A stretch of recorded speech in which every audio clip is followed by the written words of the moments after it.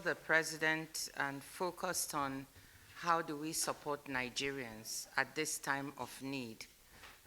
We all know that things are very difficult for Nigerians outside. Everyone is struggling. I'm here myself on a quiet visit, so this was not really an official WTO mission, but we were able to engage with Mr. President to talk about what are the kinds of programs that could be put in place to make sure that the suffering of Nigerians are being alleviated.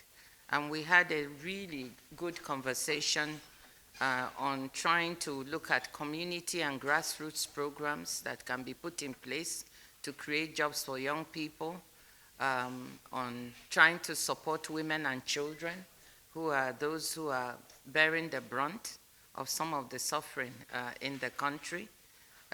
We talked about how, for the longer term, we need to look at investment opportunities that Nigeria can seize, including in the pharmaceutical industry.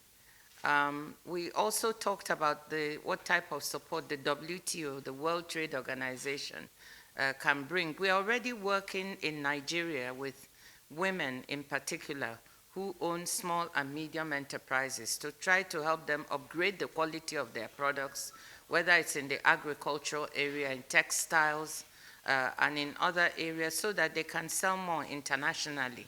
We're trying to help them with digital trade.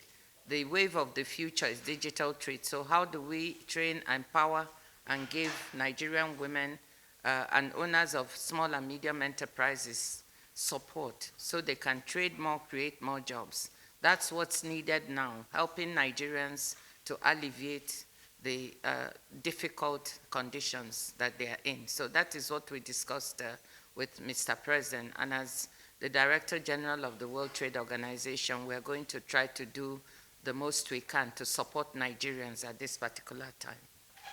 As she has mentioned, the purpose of this visit with Mr. President, I think I'll just reaffirm that Mr. President is fully aware of the difficulties that people are facing and committed, and I think doing all that he can and with his team to ensure that those sufferings are alleviated.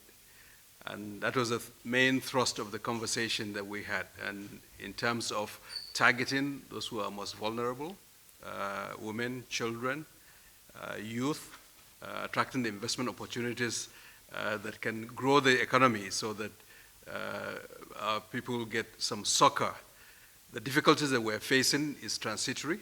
I think with the vision of Mr. President, I think there's reason to be very hopeful that we'll navigate through this difficult time and have a Nigeria that sees us stronger, united, and inspired for the greatness that is in our future.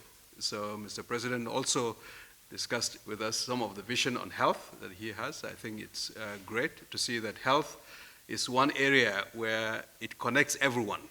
Health affects everyone, from the policy side, the regulatory side, pharmaceuticals and quality of pharmaceuticals, the financing side, in terms of financial protection, health insurance and all those elements, primary health care, which in every nook and cranny of this country, folks have ailments like malaria, vaccination, treatment of basic diseases through the primary health care system, as well as hospital care, which is very important. Because at the same time that you have primary health care at the front ends, you also have the higher levels care that is offered through tertiary facilities.